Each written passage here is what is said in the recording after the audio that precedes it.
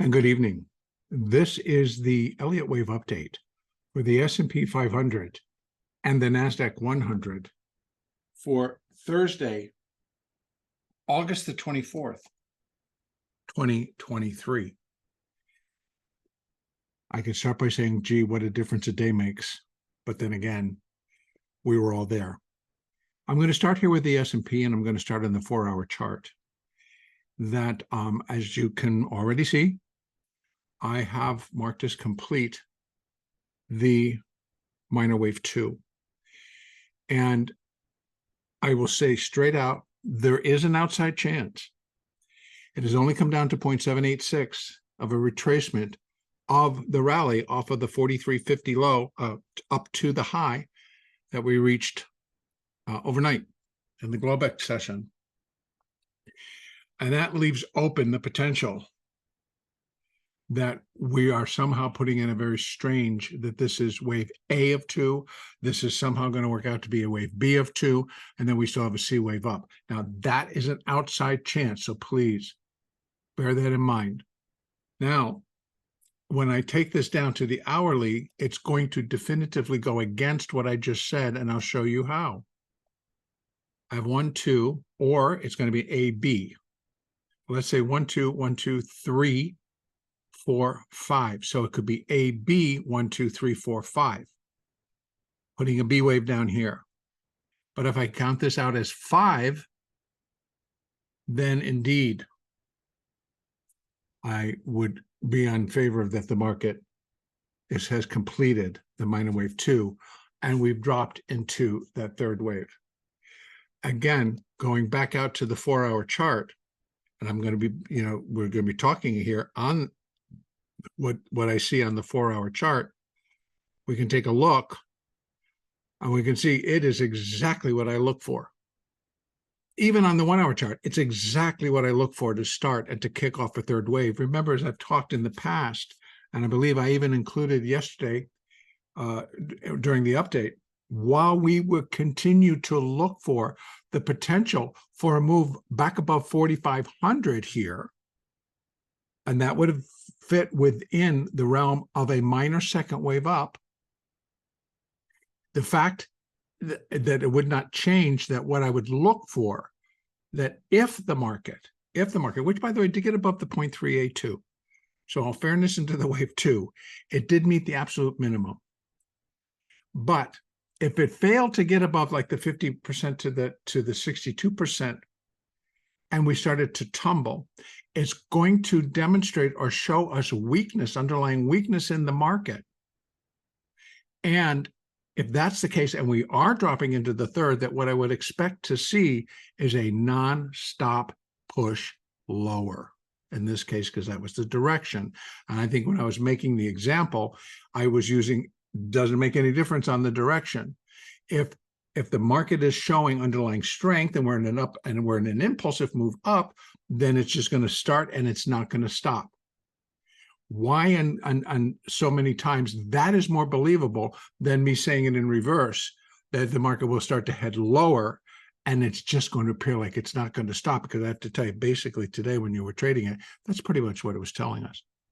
We're going down. It just started to break. And now I put these fib retracements on this to start to measure where breakpoints were going to come in to signal.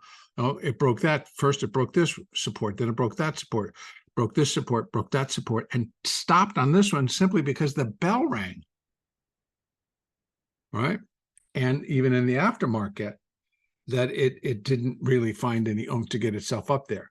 Now, we're about 8 minutes away from the start of Globex, and what's it looking like? Oh, it might open up a quarter. 25 cents, one tick off of where it closed. So if we continue to get this evidence from the market, then of course we have no choice but to accept what is happening. So if once it starts to break below 43.79, that's the last stop. And we've got some price support down here at 43.73, and then again at 43.66. And then next up is 43.50. Now, I would anticipate and expect 43.50 to provide some support. But once it starts to break under there, then it is confirmed, pretty much confirmed, that we have completed minor wave 2. So outside, I will just say, we will get confirmation. We will get stronger confirmation, I will say, but it continues to leave that outside chance. And I will show it to you if I can just put this together. And I'm going to add these two. These are the irregulars. And because I just hit inside my brain that more recently we are seeing, particularly in a wave 2 position, where the market comes down, puts in an additional new low, and then rallies back up to finish the wave 2. So again, this is unfortunate because a lot of us are like, oh, it's a wave 3, it's a wave 3. And I'm going with that right now, but we have that support at 43.50. And if it breaks, it can break all the way down to 42.98 and then somehow turn itself around and start heading back up again. Now, again, major earnings reports are pretty much done. The fact that NVIDIA actually is now being quoted lower than where we started the whole shebang. It closed basically, let's say, unchanged and up 47 cents. This is after this market ran to 519 after these earnings. So while, we all acknowledge, good job, NVIDIA, somehow the market came back in and ended up selling it. It took all day for it to get down here, by the way. This is one where they kept hanging on, and they jumped back in and buy it. And the other thing that I noticed today, yesterday I was telling you that I seem to have noticed that the volatility trade, the dispersion trade, as some call it, is where yesterday I felt they were selling volatility, which is mean they were selling the VIX. I'm taking those proceeds and they were buying the volatility in the underlying components. And that's pretty much what we saw. And the market just went up and up and up and up based on the earnings. Today, did that reverse? Well, VIX was up over $1. So did they reverse it by coming in and buying now the volatility, the index volatility, that's the VIX, and then selling the underlying volatility? That's the balance of all of the components. Possibly. There was a lot of adjusting being done in NVIDIA, a lot of adjusting being done in Apple and AMAT and AMD and Amazon and Google and Meta, Microsoft, Netflix, and in Tesla. All of the Magnificent Seven, and I named a lot more than 7, all saw the turn, all saw and felt that turn. It was very definitive. Now, if wave 3 is in force, so again, what I did, I just put my retracements on here, added 1.236, 1.382, and so that I can give the full picture in case it does turn into an irregular. Those are the levels. But now let's take a look at okay, we are in wave 3. What are the downside expectations? Well, I got to, first of all, switch this over to extensions.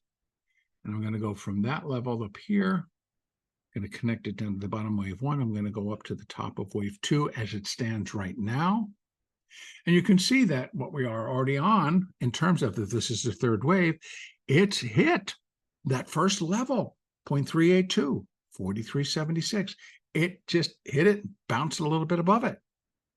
So again, okay, it all sounds good.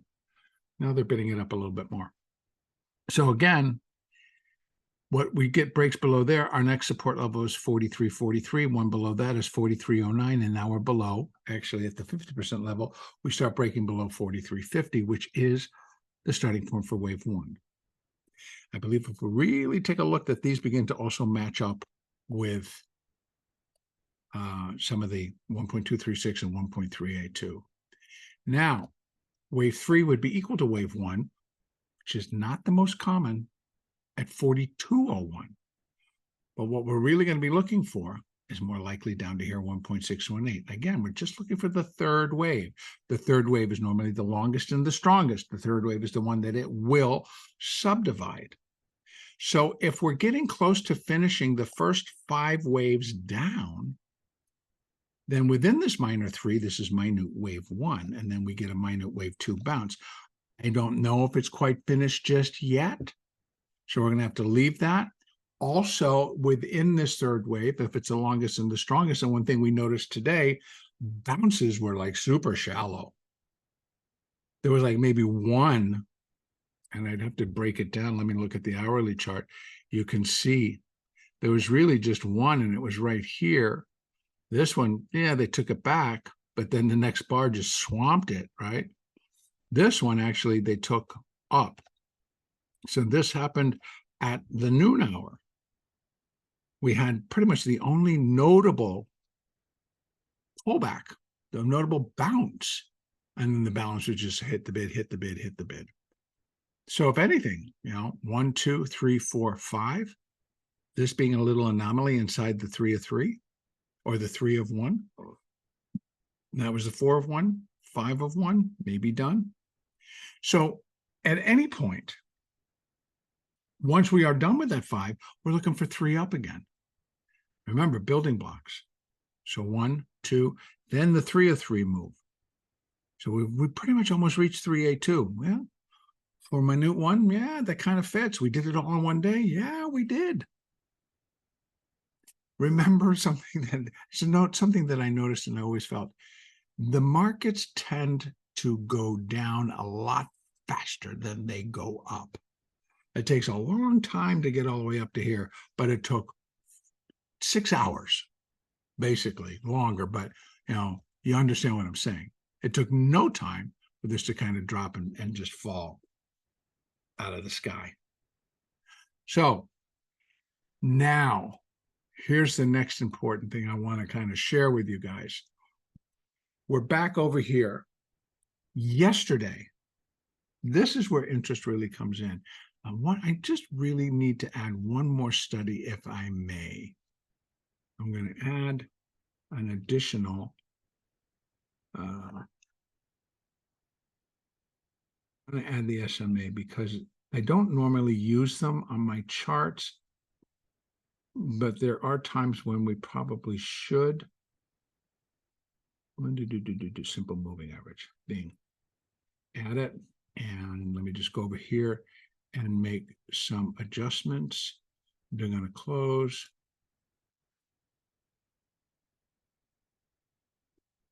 And we're going to do a 50. And I want to make it that color, and I don't want it to be drawn as that. I want it to be drawn as this so that I can distinguish it. All right. So I'm going to put that up, and I'm going to hit apply, and I go here. Okay, so here is the EMA, exponential. Here is the simple moving average. Notice where it topped today. It went up and gave a big old wet kiss to the 50 SMA and sank. Now, yesterday, we moved above the 4, the 8, the 50, and the 20 and closed above. Then in Globex, we managed to hang out above, but work our way up and kiss that 50 SMA.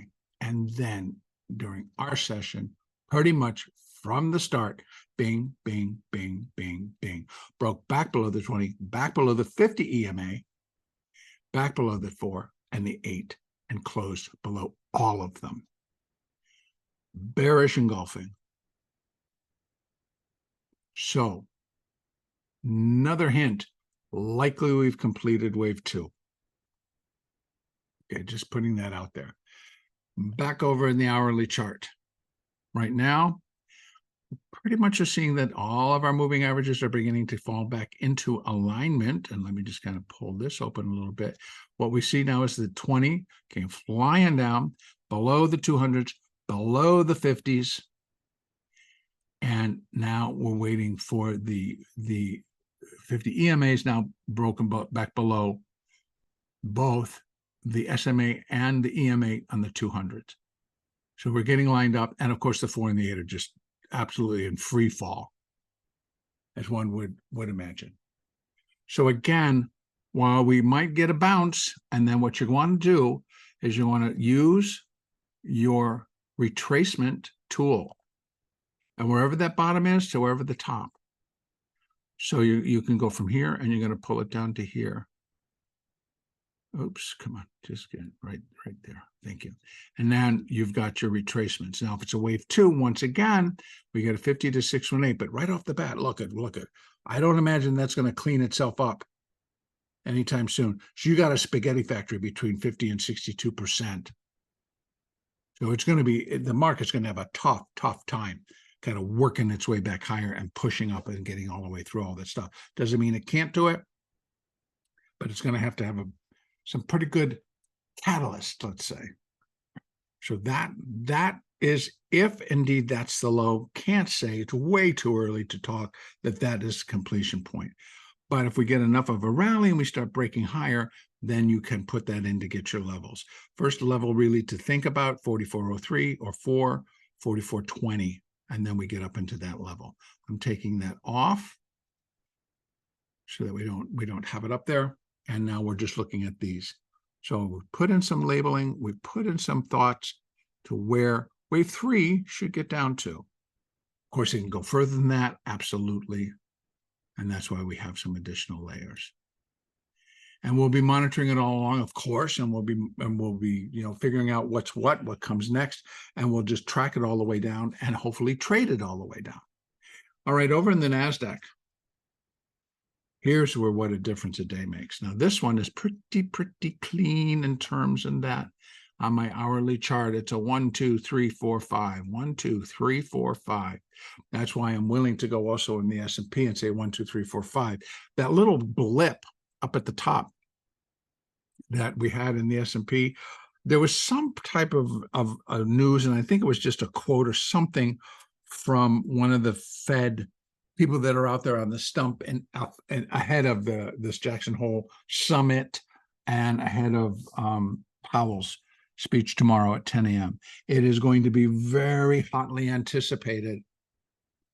So again, who knows what the man's going to say? I don't know. And anybody says that they think they know, okay, that's fine. But I don't. And I just think that, was this in preparation? I don't know. Maybe. We got the bond market a little working its way. We got a lot of stuff going on. So I'm just going to let it happen and let's just trade onto that. But here in the Nasdaq, again, 0.786, 14,782. Now, mind you, yesterday we touched 15,418, and that was that high that came in the Globex session as Europe opened. And that was it. Now, let's pop over to the daily. Let's compare notes on this one. Looky. They popped above it, came right back below it. The 50 SMA on the daily. So here as well, kissed it and ran. Broke back below the 20, broke below the 50 EMA, broke below the 8 and the 4, and closed below all of them. Bounce? Sure.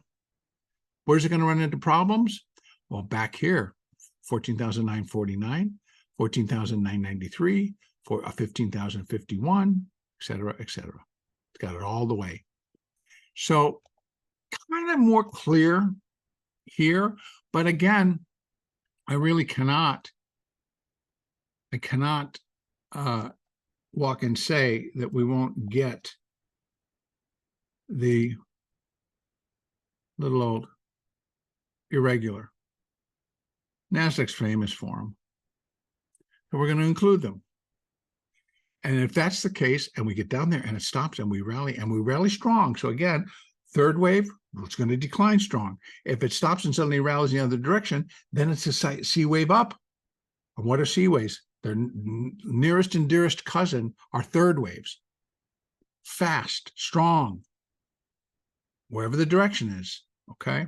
So not saying that that's what's going to happen. I'm just including it so that we're aware if it gets down here, if and when, and we suddenly see something reverse the market, we're like, whoa, wait a minute. Why? If we're in this third, what's going on?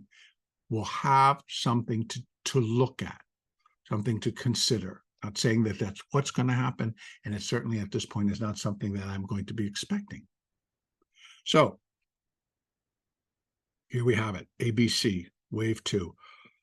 If the same as we talked about in the S&P, if we get it down there and it becomes minute wave 1, which I'm pretty sure it could be, but again, we got to get in overnight. And I can't really dispel that. Well, 1, 2, 3, and this is a 4. Let me open this up even further, right? 1, 2, 3, 4, 5, but maybe this is 1 of 5, a little 2 of 5, a 3 of 5, a 4 of 5, a 5 of 5. And then we're sitting all the way down here. Very possible. Okay, so we got a lot sitting out in front of us.